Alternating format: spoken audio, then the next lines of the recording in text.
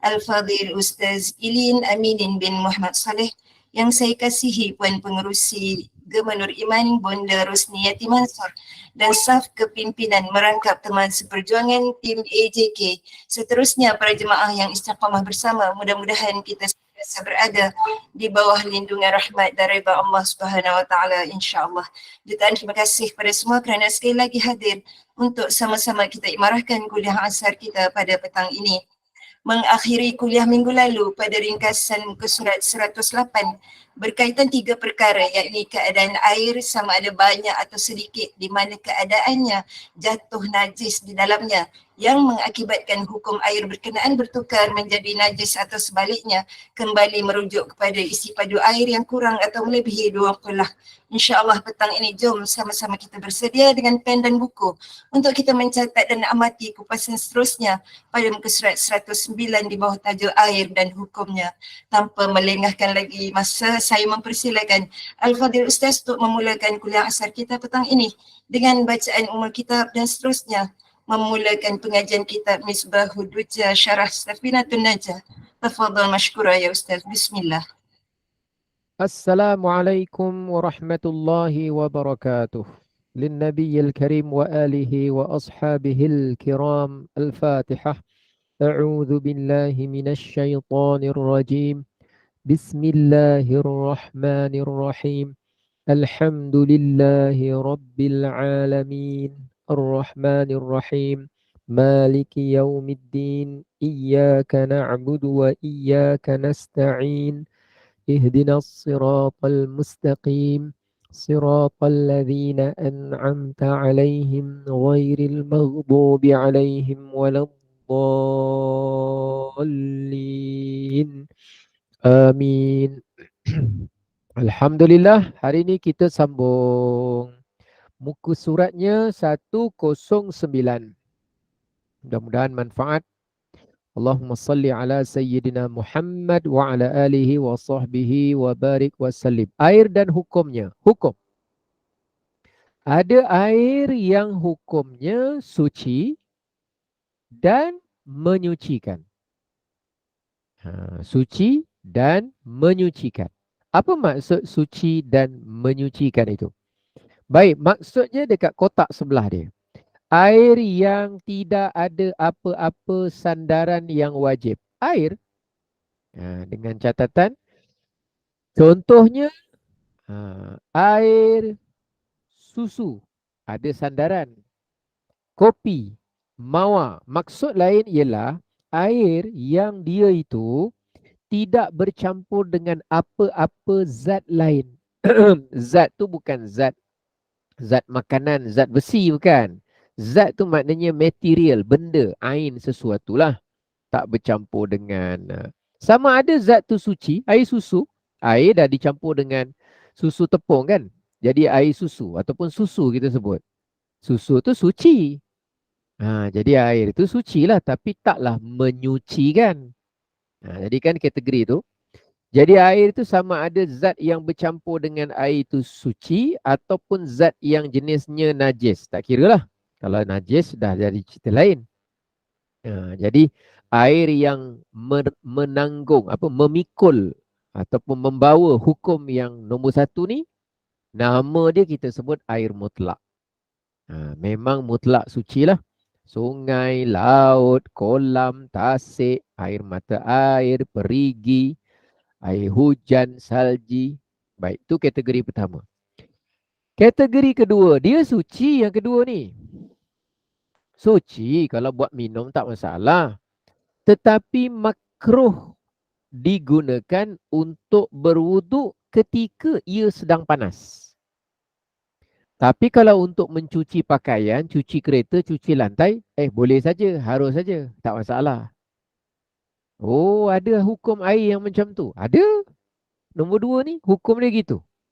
Bila ketika dia sedang panas, maka ketika itu makruh. Oh, yang mana tu? Maksud dia apa? Air yang dia diletakkan, ditakungkan, ditempatkan dalam bekas yang sifatnya logam. Emas ke, perak ke, besi ke. Lepas tu dia terjemur di bawah panas. Di Malaysia? Bukan, di Malaysia tak ada. Di Singapura tak ada. Ni dekat Afrika. Dekat negeri yang memiliki cuaca yang panas. Negerinya panas, bekasnya logam, terjemurnya matahari dan keadaan dia panas. Jadi negerinya apa? Jenis bercuaca panas. Bahannya apa? Bahan logam. Keadaannya apa? Keadaan dia terjemur. Suhu air dia apa? Suhu air dia panas. Air yang macam ni, kalau guna untuk berwuduk, dia suci. Suci tak masalah. Tak haram. Kalau minum pun tak haram. Boleh je. Tapi dia dalam kategori makruh kalau digunakan untuk berwuduk. Nama dia? Namanya disebut air musyammas. Daripada perkataan syamsun. Syamsun matahari. Musyammas air yang dimataharikan. Jemur lah maksudnya. Takkan nak cakap dimataharikan. Tapi asalnya perkataan dia matahari. Air yang telah dimataharikan. Air yang telah termatahari. Maknanya terjemur bawah matahari di negeri panas dalam bekas logam keadaannya panas. Tempat kita, ya saya. Oh, ya. Kalau makruh ambil wuduk masa panas tu, kita nak biarkan sejuk boleh? Boleh. Biarkan sejuk baru ambil wuduk. Boleh. Sebab ada paip di rumah yang dia duduk di atas, memang air dia panas. Tapi kalau kat negeri-negeri panas lah. Kalau panas yang macam kita ni, dia belum sampai kepada memakruh tu belum.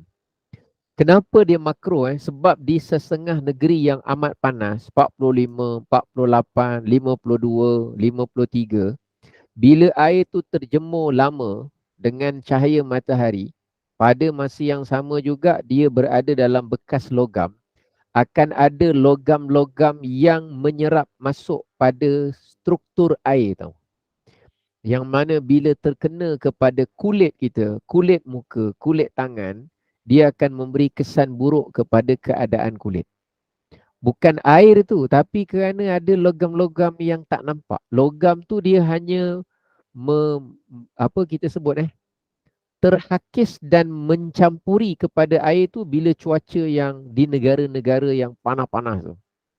Kalau negara kita ni panas juga. Kalau keluar walimah hari Sabtu ni lit-lit juga. Tahu lit-lit? Oh tahu juga lit-lit. Lit-lit juga. Tapi taklah sampai kepada ciri yang musyammas tadi tu. Ada orang tak terjemur pun. Cuma dia duduk kampung. Tak mesti kampung. Duduk mana-mana. Pipe dia pipe direct. Bila buka kat sink je, air dia panas kan. Yang tu taklah sampai kepada hukum dia makro. Alah, yang kat pipe kat sinki tu, kita dah buka panas, bila dah lepas sikit satu keadaan, baru yang air yang lalu daripada pipe bawah tanah tu menyusul. Barulah rasa sejuk sikit. Kan macam tu kan kadang-kadang kan. Tapi yang itu taklah sampai kepada kita sebut namanya musyammas. Okey. Itu yang kedua. Keadaan yang ketiga. Kategori lah. Kategori yang ketiga. Ada air hukum dia suci. Suci. Tetapi tidak menyucikan. Makna dia apa tu? Maksud dia apa tu? Tu ada sebelah. Maknanya air dia kurang daripada 2 kullah. Hari tu berapa sentimeter? 60, 60, 60 kan?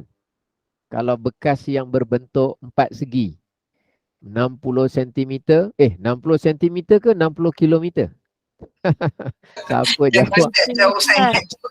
Kalau 60 kilometer dah macam kolam ikan tak besar 60 kilometer. 60 cm kali Kolam 60. renang kot, Ustaz. Kolam renang? Kalau dah 60 kilometer. Dan dekat satu maralah dah Amira. Jadi cerita dia 60 itu, air tu dah lah dia kurang daripada 2 kullah. Kemudian air yang kurang 2 kullah tu pula digunakan untuk perkara wajib, basuhan wajib. Seperti wuduk, mandi wajib atau menghilangkan najis. Maka air yang dah digunakan tu automatik nama dia air musta'mal. Tu tadi tu. Ada nama dia sebelah tu, kalau air tu musta'mal. Air tu dalam baldi, dalam beledi tau, beledi. Dalam beledi, baldi. Dalam baldi tu dah diguna untuk wuduk. Ada orang wuduk, lepas basuhan wajib wuduk tu, dia letak dalam baldi tu. Airnya pun memang kurang daripada 2 qullah. Jadi air tu nama dia musta'mal. Air musta'mal ni kalau bahasa Arab maknanya air second hand. Tapi bukan itu makna dia. Bukan panggilan dia second hand. Saya nak cerita bahasa Arab. Orang Arab kalau jual handphone, hadha jadid wala musta'mal. Ini telefon baru ke telefon second hand, telah diguna maknanya. Second hand tu maknanya telah diguna. Tapi bukan maknanya telah diguna asal kita guna je terus jadi musta'mal secara fiqah kat sini. Bukan. Untuk yang kat sini ni, air yang telah diguna, bukan yang telah diguna semata-mata, bukan. Air yang telah diguna untuk perkara wajib. Baru namanya musta'mal. Macam minggu lepas kan kita cerita kan. Kalau basuhan wuduk yang pertama wajib, maka jawapan dia air yang turun, terpisah daripada anggota wuduk tu namanya musta'mal. Tapi kalau kita cuma untuk basuh sejuk-sejukkan tangan, bukan untuk wuduk, hanya basuh tangan saja, maka jawapannya ialah air itu tidak dikira sebagai musta'mal. Tapi dah diguna. Ni diguna untuk ibadah wajib. Okey, kita tengok pula. Bawah dia. Ada satu lagi kategori. Dia suci, tapi tidak menyucikan. Hukum dia sama dengan musta'mal. Tapi keadaan dia ada beza sikit. 5 air ni minta maaf. Memang kena hafal dan kena tahu. Maknanya kalau pergi pasar raya kan, tengok satu-satu ada benda air cecair kan, kita terus ingat, ni musta'mal ke, musyammas ke, mutanajis ke apa. Kita mesti dah apa orang kata, terpanggil untuk membuat kategori secara ulang kaji ilmu. Okey, tengok tu nombor 2. Ustaz, sikit. Tadi saya kata kan, air musta'mal kan yang selepas kita menggunakan untuk cucian wajib pada ibadah. Tapi kalau air yang kita guna bukan untuk ibadah, nak panggil air apa Ustaz? Musta'mal juga tak? Tidak, air, secara bahasa air yang telah digunakan. Tetapi untuk hukum fiqah dia tidak dihukumkan air musta'mal lah. Tapi dia tak suci kan? Dia tak menyucikan. Dia suci tapi tak menyucikan. Kalau air tu tak ada apa-apa masalah, tak ada masuk najis, tak ada apa, masih boleh menyucikan? Oh, maknanya mutlak jugalah. Ya. Masya Allah, dapat ilmu lagi. Alhamdulillah, terima kasih. Contoh, cuma sanggup guna dengan tak sanggup guna saja. Contoh saya basuh muka. Muka saya tak ada najis. Saya basuh muka, lepas tu saya basuh muka, saya tadah air yang saya basuh muka. Bukan wuduk, saja nak basuh muka, saya tadah air tu, lepas tu saya buat masak nasi. Yang basuh muka tu, saya tadah, lepas tu saya buat masak nasi. Okey, soalan dia. Saya bukan suruh buat, nak tanya, boleh ke tak boleh? Boleh, tapi Ustaz, boleh. air tu tak boleh wuduk kan? Wuduk? Okey, air tu dulu, kategori dia air apa dulu? Okey. Nak baru boleh tak boleh kan? Okey, mutanajis, tak ada najis. Musyammas, tak makruh, tak ada kena jemur matahari. Mutaghayyir, ada campur tak susu ke sirap ke kopi? Tak, air kelapa, tak ada pula. Nak kata musta'mal, basuh muka tadi bukan wuduk, bukan basuhan wajib. Maka dia kembali nama dia air mutlak. Masya Allah, boleh ambil wuduk lah. Ya Allah. Boleh lah. Patutlah saya pernah diberitahu air dalam timba tu air mutlak lagi tu. Walaupun dah basuh tangan kan, dia orang tadah. Yang penting tak bercampur dengan benda lain yang mengubah sifat air. Kalau dia bercampur kurang 2 kolah. Awal pun kurang 2 kolah. Air mutlak. Dia cuma terjejas 2 kolah ni kalau masuk najis, kalau telah diguna untuk basuhan wajib. Tapi kalau dah bercampur benda lain, contoh dekat muka dia ada bedak, setepek bedak. Bedak apa tu yang macam hantu pula? Bedak Cina Ustaz, bedak Cina. Sejuk. Bedak sejuk bedak sejuk. Oh, ada nyonya pula. Budak nyonya, budak sejuk, budak Cina. Sian dia. Yang pakai Melayu, Cina yang kena. Kecil hati kawan-kawan saya yang berbangsa Bedak Cina. siam pun ada Ustaz. Dan kan sampai ke Siam kena. Ya Allah. Sian, Siam. Jadi contohnya, ada bedak begitu. Dah bercampur sehingga hilang sifat air itu. Itu dah cerita lain. Atau dekat muka dia ada minyak. Cerita lain. Kalau kat muka dia, tu cerita lain. Ni cerita dia, dia tak berubah. Memang air semata-mata. Tu cerita dia. Baik Kita tengok kategori yang keempat. Tapi hukum yang ketiga. Dia suci. Tapi tidak menyucikan. Tidak menyucikan maknanya tak boleh gunakan untuk membersihkan najis.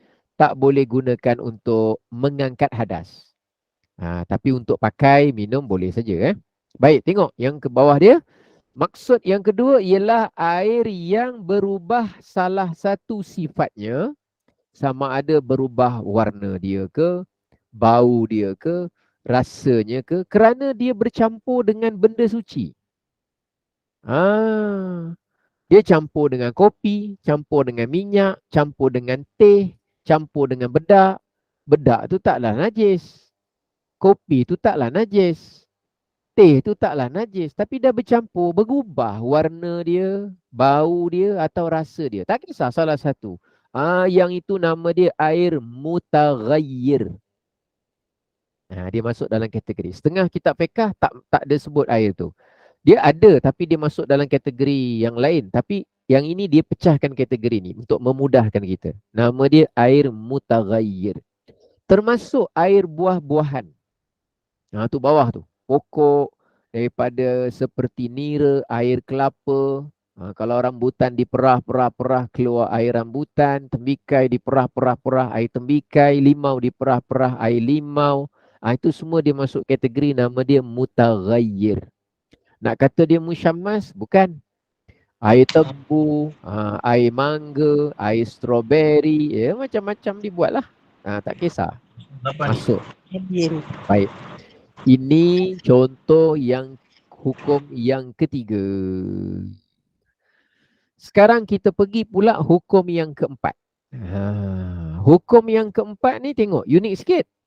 Dia Assalamualaikum Ustaz. Waalaikumsalam warahmatullahi. Perempuan tanya, Ha, kalau air yang termasuk dengan sesuatu yang tak merubah bau, rasa dan warna, contohnya termasuk klorok setutup, dikategorikan sebagai mutaghayyir juga ke? masuk kelorok. Berubah bau dia. Tak sikit je, macam satu tutup kecil tu. Biasanya tak berbau sangat kot kalau air dia satu baldi kan. Tengok nanti dia punya perubahan dia tu. Kalau dia bawah daripada, kalau dia atas 2 kolah banyak tak menjejas, okey. Yang hari tu, yang air banyak tu kan. Air banyak, kalau dia tidak menyebabkan dia punya bau, warna, rasa berubah, jawapannya tak ada masalah. Contoh ginilah, ada air, dia masuk benda yang, kalau klorak, dia bercampur dengan air itu. Bercampur tu maksud saya apa? Menyerap. Kita nak panggil apa? Kalau kain menyerap. Kalau air Larut tu. kita larut. Allah, lupalah. Jauh sangat larut kat Perak. Jadi kadang saya duduk Johor jadi jauh nak sebut larut. Tapi kalau masuk benda-benda yang tidak larut pada air tak masalah. Contohnya ada air satu baldi, masuk sebiji batu. Sebiji batu dia tak larut pada air, keluarkan batu tu. Asalkan batu tu bukan najis sudah. Ustaz, kalau Ha. segumpal rambut Ustaz, Segumpal rambut dia tak larut kita pada kata air. rambut tu apa, tu kan segumpal rambut tu masuk dah tu, rambut tu kita tahu dah bersih ke tak bersih tu. Macam mana? Itu kira mutlak juga Ustaz? Rambut, soalan dia. Rambut dalam kategori najis ke tak najis? Dia tak najis Ustaz, tapi macam ialah mungkin dia abuk-abuk kan, kita tak shampoo ke tak apa kan, macam kita wash tu. Tu macam mana masuk? Tu kira dia kategori air mutlak ke Ustaz? Baik. Nanti kita akan tengok pada, sebab gini, kalau rambut, benda hidup yang terpisah daripada dia, yang benda tu kalau terpisah daripada dia dalam kategori ketika dia masih hidup dan masuk dalam kategori tak najis, contohnya bulu rambut-rambut manusia, bulu ayam, sebab ayam juga masuk dalam kategori yang halal dimakan. Tapi beza nanti dengan bulu kucing. Sebab kucing ni masuk dalam kategori binatang yang tidak halal dimakan. Jadi bila terpisah daripadanya, bulunya dikira sebagai najis. Nanti bila dah kira kategori najis, sama ada banyak atau sikit, dimaafkan atau tidak, boleh dielakkan atau tidak. Tapi jangan risau tentang itu. Yang penting kalau kata ada rambut termasuk, jawapannya rambut manusia tu keluarkan sajalah. Lepas tu airnya boleh digunakan. Cuma air dia kita sanggup nak guna atau tidak. Itu saja. Kadang-kadang ada soalan yang ada terfikir apa ekstrim sikit. Ustaz, kalau saya saja-saja basuh kaki. Saja-saja basuh kaki. Bukan wuduk, basuh kaki. Saja nak basuh. Dekat kaki saya tu tak ada najis, tak ada kotor, tak ada apa. Lepas basuh, saya tadah kat baldi bawah basin kecil. Tadah, kumpulkan balik, ada air. Boleh tak? Boleh tak? Air kaki saya tu, kaki saya tak ada cagu, Ustaz. Tak ada. Tak ada cagu, tak ada dagu, tak ada lagu. Semua tak ada. Boleh tak air tu saya guna untuk kosek beras? Contohlah, untuk masak nasi. Kan saya sebut tadi, selagi mana dia tak ada najis, tak ada apa, air tu dikira bersih. Cuma secara sentimen, sanggup tak sanggup sajalah. Macam hari tu kita belajar, kolah, kalau seseorang itu dia lebih daripada 2 kullah besar, kullah masjid, kalau ada orang, hari tu muka surat berapa tu? Kalau dia berkomo-komo, dia buang ke dalam tu. Hukum dia apa hari tu? Kalau lebih 2 kolah tu masih air mutlak juga kan. Tapi perbuatan dia, perbuatan dia tu. Perbuatan dia tu apa? Hari tu. Bukan. Ada hari tu. Cepat. Aku tak ingat, Ustaz. Ada. Cepat. Hari tu kita ada belajar. Apa hukum kalau dia memang tak menajiskan air, tapi kerana perbuatan tu tak elok, sentimen. Apa? Hari tu. Cepat. Buka. Makro. Ada tak? Hari tu minggu lepas. Ya Allah, inna lillahi wa inna ilaihi raji'un. Mutanajis. Airnya mutlak tak, perbuatan dah komo-komo buang balik makro. Ada kat muka surat berapa? Jumpa tak? Perbuatan tu makro sangat, air perbuatan. Air jangan makro, perbuatan tu. 109. 109 yang tadi. 107 Ustaz. 107. Mungkin cetakan yang baru kot. 109 tu. Mungkin. 107 kan? Ada? Ya, ada. Ada atas. Nampak? Ya. Nampak tu? Makruh kembalikan semula air bekas komo ke dalam kolah, tempat wuduk tu. Kerana perkara itu dianggap menjijikkan. Walaupun air kat dalam tu kan memang banyak. Air tetap mutlak. Air tak najis. Tapi makruh lah kalau awak komo buang balik dalam tu. Macam tu lah. Ulama' ijtihad. Keluarkan hukum dia makruh. Tapi air okey. Jadi macam tadi juga. Cuma statement makruh saya tak berani cakap. Cuma perkara tu menjijikkan. Air dah bawa basuh kaki. Lepas tu buat masak nasi. Geram aja kan. Geram aja. Tapi kalau tanya Ustaz, air mutlak. Ya takkan saya nak cakap air mutanajis. Sebab tak ada najis. Jadi, apa nak kata? Jadi kalau orang kata, boleh ke? Nak kata boleh, janganlah buat. Kan kalau komo menjijikkan, kira kita tengok, alah, kalau dah basuh kaki, menjijikkanlah juga. Tapi oleh kerana tak ada statement kat sini sebut makruh, saya tak erti, tak pandailah saya nak pandai-pandai letak hukum apa. Saya tak boleh. Saya tak boleh letak hukum. Saya bukan mujtahid. Cuma itulah bentuknya macam tu. Ada perkara kadang kita tengok, punya air dia masih boleh. Boleh, tapi tengoklah pada keadaan tu. Okey. Cantik. Tu ada contoh hari tu. Bagus. Okey. Boleh faham cerita kita tu? Gambaran dia macam tu. Okey. Sekarang pula, air ni perlu ke kita belajar Ustaz? Perlu lah. Kalau saya kan, kalau tak belajar ilmu ni, saya tak hafal tak apa kan, susah saya nak pergi ke mana-mana. Tu nak tahu air ni aku boleh guna tak boleh guna. Untuk uduk aku tak boleh uduk aku. Macam tu. Tapi kalau ada air yang kita rasa macam, orang kata, takkan nak guna air ni. Tapi kita tahu secara hukum sebenarnya boleh. So kita relax-relax guna je lah. Ataupun ada orang anggap, boleh air ni. Kita kata dah secara hukum sebenarnya tak boleh ni. Dah kira mutan najis. So kita tak guna. Contohnya apa? Contohnya kan, air dalam baldi. Sikit. Kita nampak air kencing dah masuk dalam tu. Najis kan? Tapi tak berubah. Bau, warna, rasa tak berubah. Tapi air kencing tu kita nampak. Orang cakap, tak apalah sikit aja air kencing. Air baldi ni kita buat uduk. Walaupun tak berubah, hari tu kan kita dah belajar kan? Air yang sikit, masuk najis, jelas najis. Sama ada berubah atau tak berubah, tetap airnya dikira apa? Mutan najis. Macam itulah. Jadi ada orang dia tengok pada pandangan mata, kita bukan pandangan mata saja. Pandangan mata perlu di samping kita faham dia punya keadaan kaedah dia. Macam itulah. Okey, bagus. Okey, maksud air yang tidak suci dan tidak menyucikan. Dua-dua tidak. Okey, maksud dia air yang berubah salah satu daripada sifatnya kerana terkena najis, sama ada air tu banyak atau sedikit. Air ini tak boleh digunakan untuk bersuci. Bila dia berubah. Kalau berubah tak kira. Air tu banyak ataupun apa tadi? Sedikit. Asal berubah je jawapan dia habis. Sebab dia berubah dengan sebab najis. Tapi kalau berubah dengan sebab tak najis, yang masuk kopi, susu, sirap tadi tu, nila, ambil air termasuk nila, klorok, apa semua tu, itu dia panggil mutaghayyir tadi. Dia panggil apa? Mutaghayyir. Yang ni najis. Yang masuk tu najis. Mutanajis. Atau bawah dia. Air yang sikit kurang daripada 2 kullah.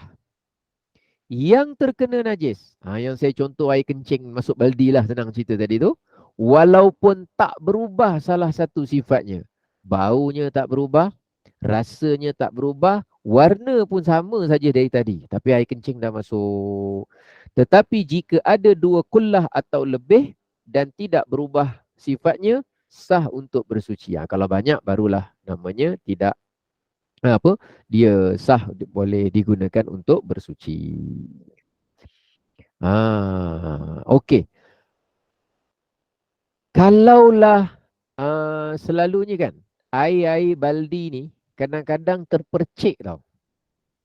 Bila terpercik tu sifatnya banyak ke sikit? Biasanya lah kalau nama percik-percik. Bukan ayam percik, ayam percik sabar Ramadan. Ni air percik. Sikit. Dan bentuknya pula cecair. Bukan batu yang saya sebut tadi, bukan apa kita tahu itu jatuh Lego anak-anak ke, jatuh guli ke, bukan. Okey, kita tengok. Ada permasalahan kat bawah ni. Ada permasalahan. Kata pengarang, sebagaimana dikutip daripada kitab Nailur Raja, susu, minyak, madu dan semua zat, benda-benda yang berbentuk cecair, sama ada dia banyak ataupun dia sedikit, hukumnya seperti hukum air yang sedikit. Dalam semua permasalahan. Kecuali dia tu turun mengalir daripada atas. Kalau dia bertakung, dia bukan bergerak air dia. Dia bertakung atau berada pada satu bekas-bekas tertentu. Benda-benda lah. Maka dia itu dihukumkan seperti hukum air yang sedikit pada semua permasalahan. Jadi kita kena hati-hatilah masuk najis ke apa ke. Itu yang dipesan tu kalau kita masak ke apa-apa kan. Kalau masuk najis pada makanan, adakah menyebabkan semua najis? Macam itulah. Baik Nombor 2, air dalam perigi. Ustaz, perigi saya manalah nak dapat warna jernih Ustaz. Dalam dekat dia punya, dia panggil apa? Culvert Apa dia punya gelung tu? Dia punya gelung tu dengan dia punya ada apa lumut-lumut kat tepi sini. Lumut-lumut kan. Tadi larut kat Perak. Lumut kat mana? Perak juga. Perak juga. Ya Allah, hari ni semua Perak je. Lumut-lumut tu semua kan. Menyebabkan air tu macam hijau-hijau sikit kan. Alah, siapa yang selalu pergi kat perigi kampung-kampung. Tengok tu. Air dalam perigi atau dalam bekas lain yang berubah warna atau berubah baunya atau berubah rasanya kerana disebabkan daun-daun, ada daun-daun pokok, daun-daun apa yang gugur sendiri. Walaupun dia berubah, bau dia payau-payau sikit dekat tasik, kat kolam kan, air dia berubah. Tapi dengan sebab daun tu dia gugur sendiri. Kan pokok-pokok banyak, pokok bakau, pokok apa. Air kalau kita nak cedok kat situ, dia ada bau dia tersendiri. Jadi air tu tetap juga dikira sebagai suci. Kerana itu sumbernya situ. Tapi berbeza kalau daun yang ada tu dimasukkan sengaja ke dalam perigi tersebut. Dia tuang.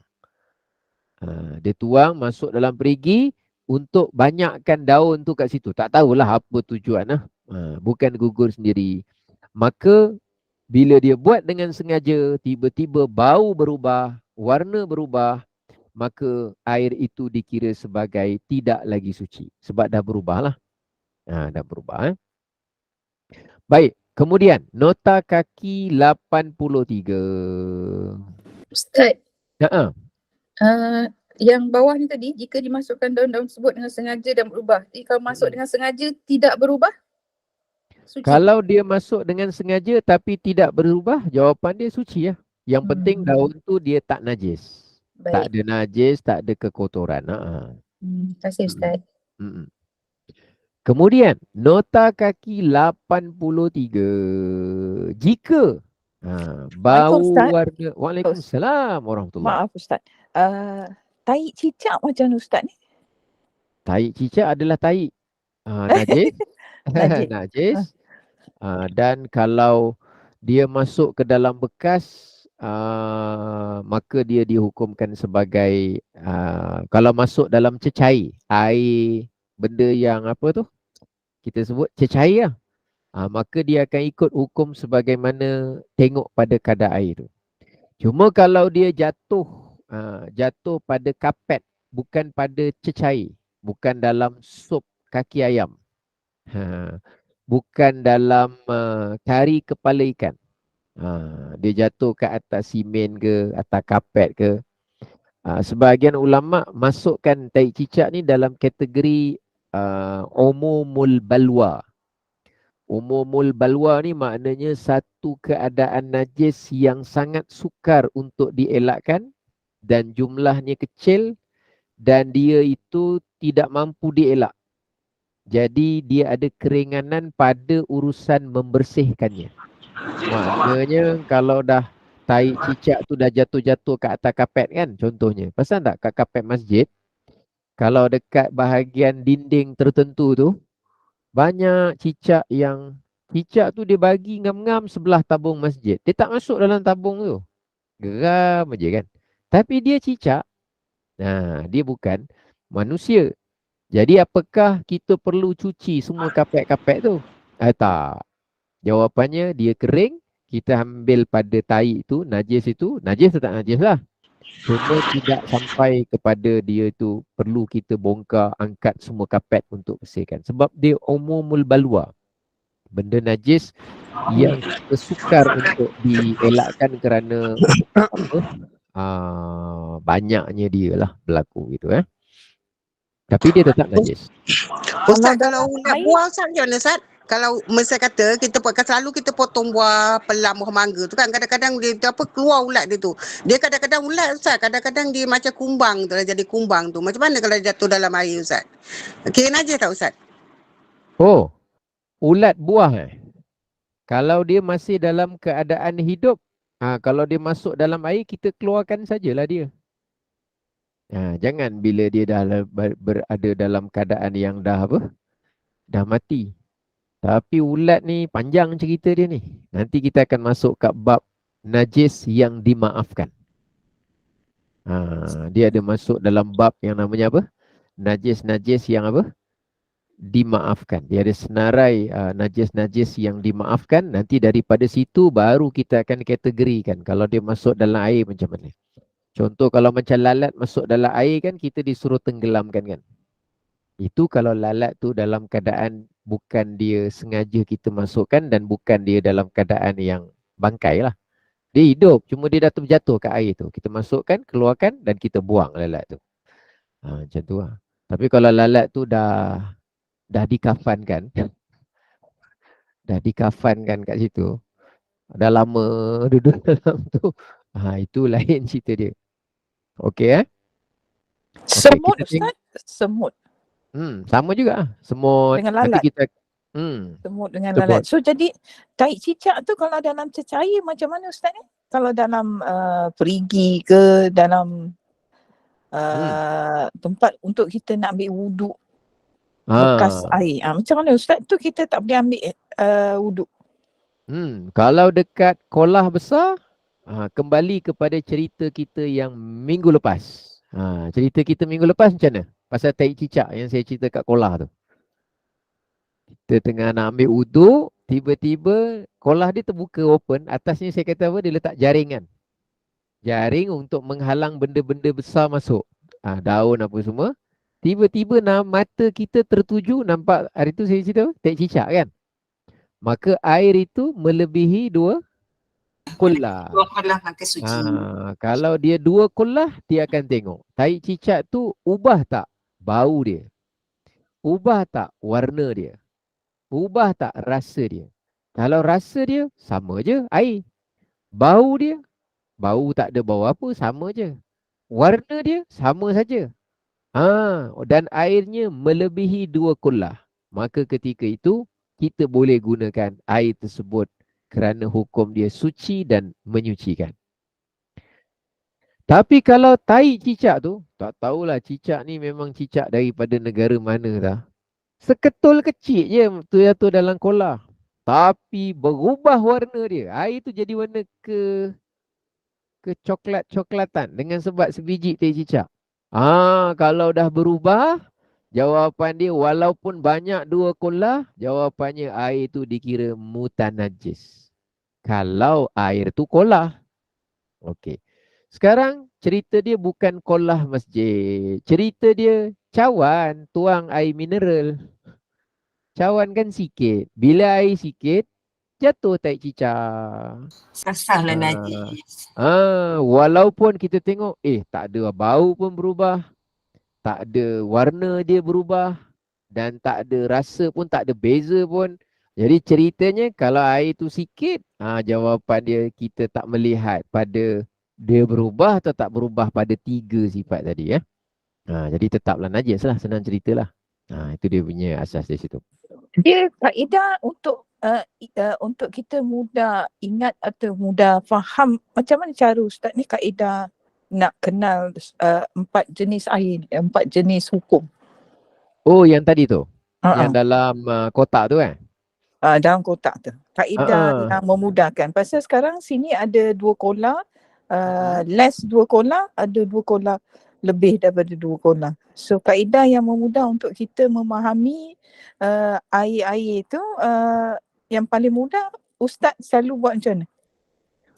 Kalau kita masa yang minggu lepas tu dia punya fokus pada kuantiti air. Kuantiti air.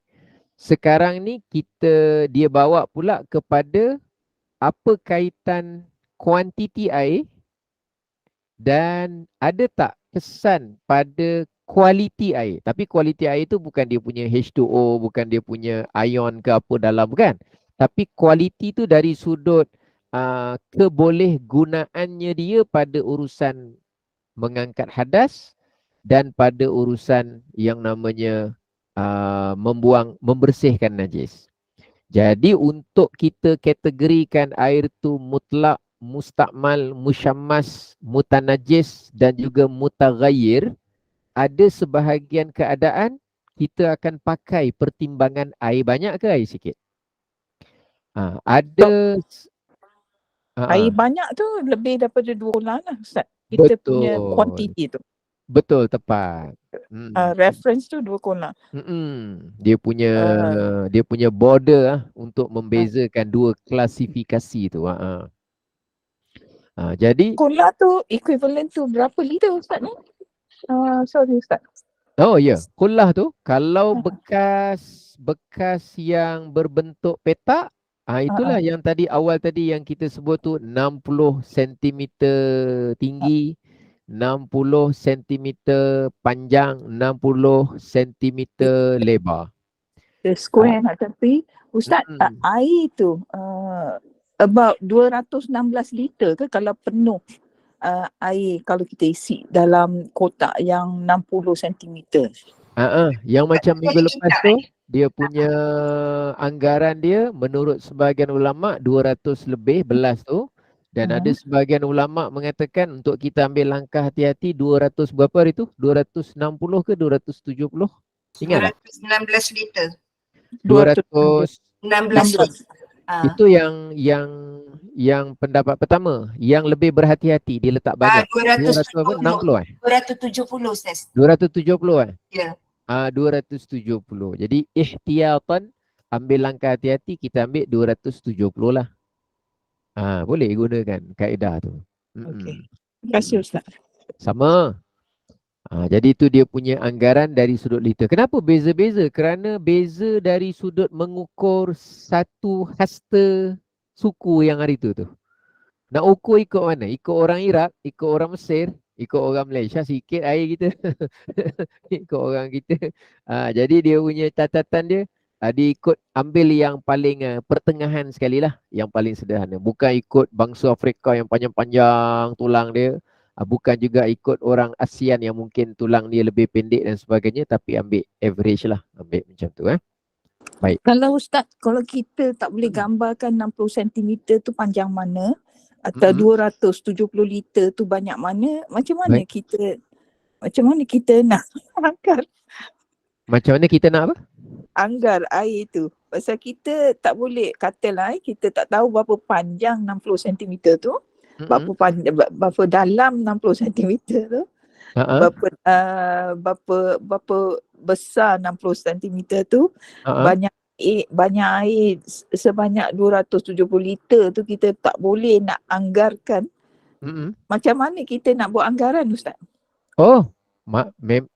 Jawapan yang paling mudah memang kena belajar. Macam mana kita nak anggarkan air itu berubah rasa? Ia kena rasa air sebelum berubah. Macam mana kita nak tahu bahawa kita punya rokok itu cukup mematuhi minimum rokok? Ia memang kena belajar secara talaki buat rokok disahkan oleh orang yang mengajar rokok itu. Ustaz, macam mana kita rasanya soalan Puan Noli tu, Puan Noli boleh rujuk muka surat 15 tu kan? Kan dia bagi kalau kita tak tahu sukatan cm, kita pergi pada 13 tin minyak tanah kan? Benda tu boleh. Dan 216 liter, 1 liter botol mineral yang besar tu 1 liter. So dari situ sekarang kali kan? Rasanya macam kali kan? Tuang 270 kali. Tak. Maknanya banyak lah kalau kita nak cari cara kan. Nak kata tak tahu langsung 60 cm. Atau kembali kepada asal, kita belajar macam mana nak ukur 60 cm, kita ukur pada kepanjangan tangan kita. Dan kita gunakan tu had kepanjangan tangan kita tu untuk gunakan di mana-mana bekas untuk menentukan 60 cm. Macam tu juga, boleh juga. Maknanya letak pembaris 2 yang 30 cm, rupanya dah sampai nak dekat bahu saya lah. Yang 60 cm tu 2 kaki. 2 kaki? 60 cm tu 2 kaki. 60 cm tu 2 kaki, lebih kurang kan? Ya. Okey lah. Dia punya jarak dia gitu. 2 kaki maknanya 24 inci. Jadi saya suka guna pembaris 30 cm tu sebab kat sekolah selalu jumpa. Mak bapak akan selalu jumpa anak bawa pembaris panjang. Tu yang saya guna pembaris panjang 2 kali tu. Sebab saya fikir tu yang paling mudah untuk kita ingat. Ustaz, kalau saya punya pembaris cuma ada 1 saja, letak kat tangan sekali, pusingkan lagi sekali. Lepas tu, habis Ustaz, kalau ujung pembaris tu dia ada lebih sikit ruangan, tolak 1 cm, kita dapat gambaran 60 cm. Maknanya kalau kita ukur gini karangan kita, 60 cm katalah sampai sini, tangan saya hilang. 60 cm sampai sini kan, kita dah ukur. Jadi akan datang kita pergi ke mana-mana ke, tiba-tiba kita tengok dekat tong tu, contohlah kita musafir. Atau kita ada buat hantar misi bantuan kemanusiaan kat luar negara. Manalah ada bawa pembaris. Manalah ada. Walaupun ukuran asal dia 1 hasta suku kan hari tu kan kita belajar kan. Ada kan hari tu? 1 hasta dan 1/4. Tapi kan ukuran tu ada tak? 1 hasta. Bawah tu. Muka surat 105. Bawah tu kan? Tapi kan dia ikut 1 suku, 1 hasta. Suku tu pada standard biasa umum average kan. Mungkin dekat kita dah 1 hasta setengah mungkin contohnya gitu kan. Jadi kita dah tahu ingat ukuran dia gitu. Bila kita ke mana-mana maka kita gunakanlah ukuran itu. Dan insya-Allah tangan kita yang ukuran dia pada hari ini dengan lusa insya-Allah panjangnya sama kot. Tapi dengan syaratlah jangan kita secara umum samalah kan gitu. Jadi kita bolehlah gunakan beberapa cara lah maknanya gitulah. Terima kasih banyak Ustaz. Ya betul Bagus sama. dengan pergi kedai hardware Ustaz, beli tip tu senang. Oh ya, yalah maknanya tips cara kan kita nak ingat dan cara kita nak buat anggaran kan. Ya betul. Dan sebenarnya cara dia tak semesti yang saya cakap. Mungkin kata aku rasa cara Saidin lagi susah lah. Aku cara lain-lain lagi ingat senang 60 cm. Boleh saja. Cara tu teknikal lah. Terserah kita boleh, tak kisah. Baik. Kemudian kata pengarang kat bawah tu. Jika rasa, warna, bau hilang dengan sendirinya atau ditambah air lain ke dalamnya walaupun air tambahan itu air mustakmal mutanajis, maka air itu menjadi suci semula. Tetapi jika diletak untuk menutup bau tu diletak minyak wangi atau za'faran, maka ia tetap tidak suci. Kerana dia bukan hilang secara natural hilang, tapi diletakkan untuk menutup bau yang sedia ada. Baik, jangan risau tentang air tu. InsyaAllah apa yang biasanya yang kita selalu ada masalah, bukan masalah lah, yang kita ada cabaran teragak-agak menggunakan air tu masa bila? Tu je. Biasanya masa bila? Yang sebelum ni saya pernah sebut bila kita masuk Petronas, masuk apa ada baldi, ada tadah air, lepas tu tempat tembok tandas dia tinggi, kita Bila macam air teragak-agak. tak ada, Selain Ustaz. dari itu apa Bila air tak ada. Bila air tak ada? Air tak ada, tak adalah musyammas apa semua. Jawapan dia air wa illa. Bila kita musafir. Air tak ada. Air tak ada. Musafir air tak ada, dah settle lah. Tak payah guna air lah, memang air tak ada. Yang saya maksudkan tu macam kita teragak. Air. Masa bila Tadi Ustaz kata wa ilak tadi air tak ada. Wa illat tu air tak ada. Wa illat tu air tak ada. Wa illat tak ada lah. Kemarau tak Ustaz? Ya saya. Masa bila? Kemarau? Tak ada air? Kemarau tak ada air lah. Maksud saya tu gini. Masa bila yang kita kadang-kadang macam bila ada air, kita tertanya-tanya, air ni boleh guna ke tak boleh guna aku ni nak wuduk. Tapi oleh kerana saya tengok tempat kita ni jarang putus bekalan air. Jarang lah, ada berlaku. Tapi kalau berlaku pun ikhtiar yang lain tu banyak. Syukur Alhamdulillah negara kita ni banyak air tau. Air tu nikmat sebenarnya dari Allah. Jadi kita ni tak terlatih untuk mengkategorikan air secara manual kerana kita ada banyak sumber untuk air mutlak. Faham maksud saya? Tak air pipe, kita ada air kolam. Tak air kolam, kita ada air mineral. Tak air mineral, kita ada air tadah. Tak air tadah, kita air tangki. Tak ada air tangki, lori datang. Walaupun ada setengah keadaan air terdesak, tapi ikhtiar tu banyak. Dia ada banyak jalan. Tapi kalau setengah tempat negara yang susah sumber air dia, mereka kena faham betul sama ada air ni kita boleh guna ke tak boleh guna. Kalau bendanya boleh diguna, lebih baik kita guna sekali lagi. Itu yang cerita air basuh muka buat basuh tu. Sebab airnya tak menajis kan. Tapi kita nak guna untuk minum tu apa, mungkin kita ada sentimen tu sendiri. Baik. Kita tengok fasal Ustaz, yang ya saya saya. nak tanya, air kumbahan tu di kategori air apa Ustaz? Itu kena tanya fatwa. Saya tunggu soalan tu. Masya Allah, kumbahan Akhirnya sampai keluar. najis kot. Ya. Kawan-kawan saya di Singapura boleh berikan respon ataupun di negara mana-mana. Yang itu memang memerlukan fatwa. Macam mana syarat dia, apa syarat dia, saya tak berapa tahu sangat. Kalau kat Malaysia memang sah lah air najis kan, kumbahan. Kat Malaysia ada buat ke? Taklah, kumbahan ni air yang takungan. Yelah, tapi yang setelah Ustaz, ya saya. reverse osmosis ni. Air reverse osmosis ni. Mungkin dia dirawat.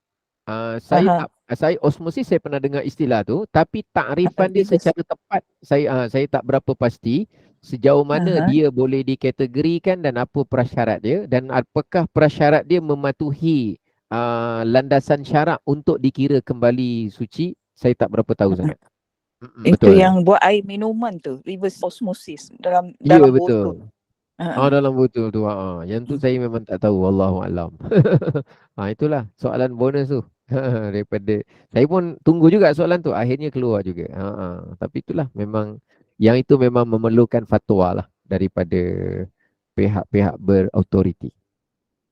Baik, sekarang kita masuk pula fasal 9. Apa dia cerita ni? Perkara yang menyebabkan kita kena mandi wajib. Ustaz, minta maaf Ustaz, kami dah tak ada lagi mandi wajib. Tak, saya bukan suruh mandi wajib. Saya cerita belajar perkara yang menyebabkan wajib mandi.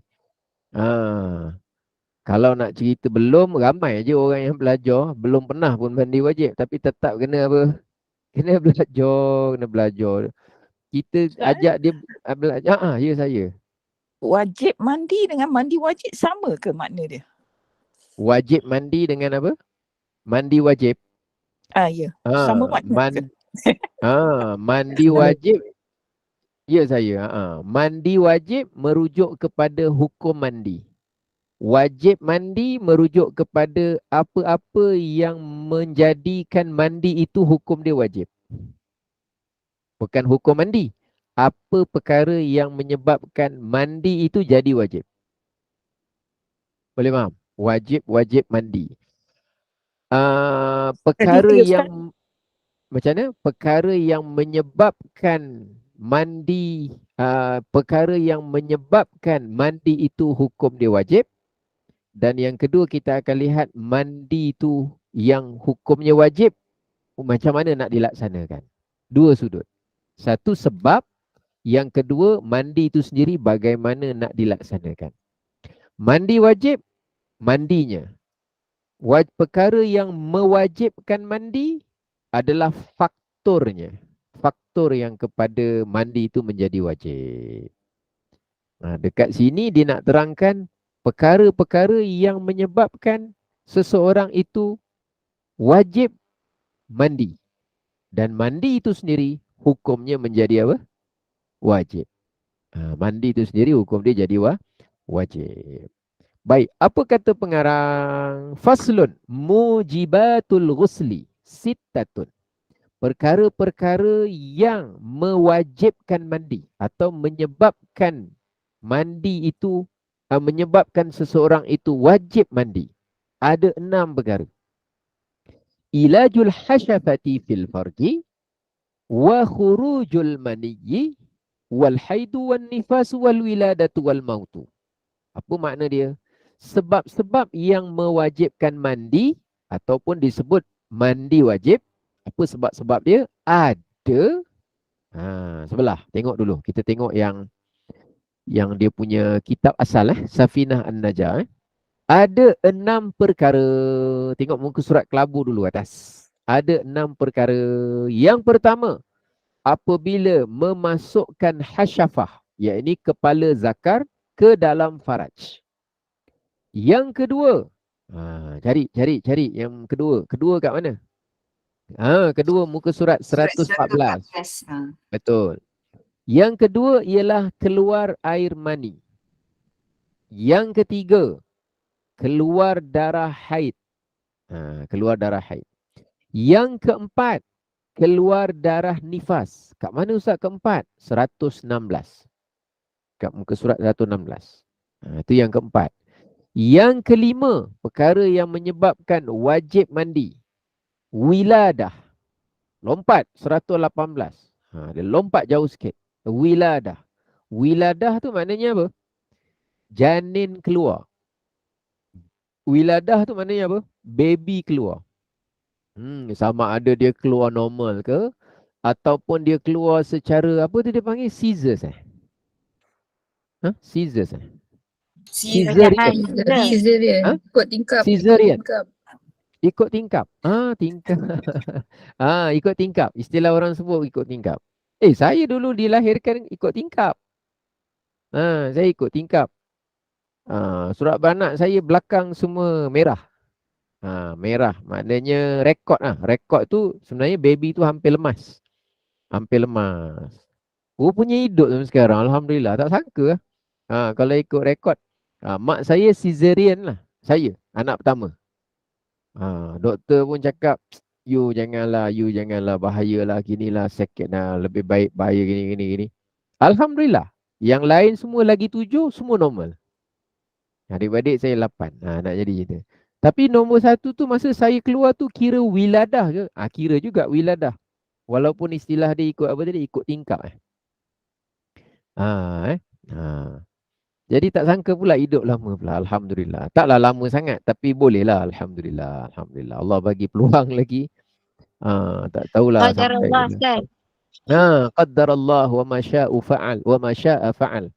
Itulah yang ditakdirkan oleh Allah. Apa saja yang Allah berkehendak maka dia lakukan. Itu wa ma syaa fa'al. Orang Arab selalu cakap gitu. Ma qaddarallah wa ma syaa fa'al. Allah itulah ditakdirkan oleh Allah. Apa yang Allah berkehendak maka itulah yang Allah laksanakan. Wajib mandi Yang wajib mandi siapa Ustaz? Mak saya lah. Dia yang melahirkan, dia yang wiladah. Saya diwiladahkan, saya dilahirkan. Baik. Yang kelima, wajib mandi namanya meninggal dunia. Meninggal dunia ni dia wajib mandi. Status mandi dia wajib. Tapi kewajipannya ke atas orang yang hidup. Macam tadi kan, keluar haid. Status mandi dia wajib. Faktor yang mewajibkan mandi wajib adalah darah haid. Yang diwajibkan orangnya. Orangnya, individu yang keluar haid tu sendiri yang wajib mandi. Tapi meninggal lain pula. Faktor yang menjadikan mandi tu hukum dia wajib, faktor dia meninggal dunia. Sebab dia meninggal dunia. Hukum mandi tu sendiri wajib. Namanya mandi wajib. Hukum dia, sebab dia mewajibkan mandi. Mandi tu sendiri hukum dia wajib. Wajibnya ke atas siapa? Yang ni jangan wajib ke atas jenazah itu. Dia pun kejut, bangun, mandi. Dia suruh jenazah tu mandi. Tak, wajib ke atas orang yang hidup. Nak tengoklah wajib ke atas apa. Hukum benda tu, apa sebab yang menjadikan hukum dia wajib dan kewajipan tu ke atas siapa. Macam akikah juga. Akikah hukum dia apa? Sunat. Apa faktor yang menyebabkan sunat akikah? Lahirnya anak. Apa hukum akikah tu sendiri? Sunat. Sunatnya ke atas siapa? Bapa dia. Asalnya kepada apa?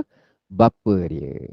Wali dia, bapa dia. Kalau tak ada, baru cerita nanti panjang. Atuk dia boleh ke tidak? Mak dia boleh ke tidak? Bapak dia meninggal boleh. Orang lain boleh buatkan tak? Kalau orang lain buatkan kena izin tak? Ataupun boleh senyap-senyap buatkan akikah orang. Tak bagi tahu. Dia ada hukum dia. Dia ada khas, dia ada cerita. Tapi yang cerita dia, perkara faktor dia, perbuatan tu sendiri dan asal hukum tu ke atas siapa. Yang ke, dia ada berapa ni? Ada 5, ada 6 6 meninggal dunia. Nombor 5 wiladah. 6 meninggal dunia. Tersalah sebut tadi. Tersalah sebut nombor 5. 6 meninggal dunia. Jadi senangnya hafal aja lah. Nombor 1 keluar mani. Yang kedua masuk kadar hasyafah. Yang ketiga haid, nifas, wiladah. Yang keenam meninggal dunia. Yang mana insya-Allah nanti kita akan cerita sikit-sikit satu persatu. Yang mana dia mudah-mudahan menambah ilmu dan pengetahuan serta kefahaman kita dan insya-Allah Menarik cerita-cerita ni, mana yang saya tahu, mana yang saya tak tahu. Macam tadilah, wallahu alam, air apa tu? Air yang dirawat tu. Izinkan saya berkongsi berkenaan dengan air reverse osmosis tu. Ya, baik. Daripada kitab 1157 persoalan solat daripada Ustaz Mahathir Jol. Hukum berwuduk dengan air limbah dan air muntah najis yang mengalami proses reverse osmosis. Berwuduk dengan air limbah dan air muntah najis yang mengalami proses reverse osmosis sehingga menjadi air bersih dihukumkan suci dan menyucikan. Tahir mutahhir. Tahirun wa mutahhirun. Okey. Kerana merupakan proses penyulingan air sehingga menghasilkan air tawar iaitu murni tanpa mencampurkan zat yang ada bau. Oh, dia tulis gitu. Yalah. Dia ambil fatwa tu. Dia ada tulis tak catatan tu? Fatwa daripada mana? MUIS ke? Majlis Ustaz Agama Islam Singapura ke? Ataupun daripada Johor ke? Dia ada catat ke? Tak umum je gitu? Dia ada rujukan dia lah. Syarah Al-Mahalli Ma'a Hasyiah Al-Qalyubi. Hasyiah Al-Qalyubi ya. Kalau itu adalah catatan tu. Dia punya fatwa kat situ. Dan Maknanya memang kalau kategori air mutlak lah Ustaz kalau gitu dia dah kategorikan air mutlak berdasarkan apa yang diceritakan tadi. Okey. Jadi Muka itulah surat dia berapa, punya. Ustaz? Salam. Muka surat berapa Ustaz? Yang RO water tu tadi? Oh, tidak ada di kitab kita. Tu ada perkongsian sahabat kita dari buku yang lain. Oh, dari buku yang lain. Alright. Baik. So RO water tu lah tadi. Betul. Istilah Okay, apa? Reverse osmosis tu kan? Osmosis. Okay, terima kasih Ustaz. Sama-sama. Jadi itulah yang dapat kita kongsikan pada petang ini. Mudah-mudahan apa yang kita pelajari ini menambahkan ilmu dan kefahaman kita dalam urusan agama. Pada masa yang sama menjadikan kita tu seronok sebenarnya, kita lebih cakna dengan apa yang berlaku di keliling kita. Dan mudah-mudahan manfaat, mudah-mudahan barakah. Jazakumullah khairan katsira. Dan saya kembalikan semula kepada pengacara majlis. Silakan. Terima kasih Ustaz. Alhamdulillah, jazakumullah khairan katsira. Jazak pada Al-Fadhil Ustaz Ilin Aminin yang telah menghabiskan sambungan tajuk petang ini, air dan hukumnya. Mudah-mudahan selepas ini kita lebih jelas hal berkaitan air, jenis-jenis dan hukumnya.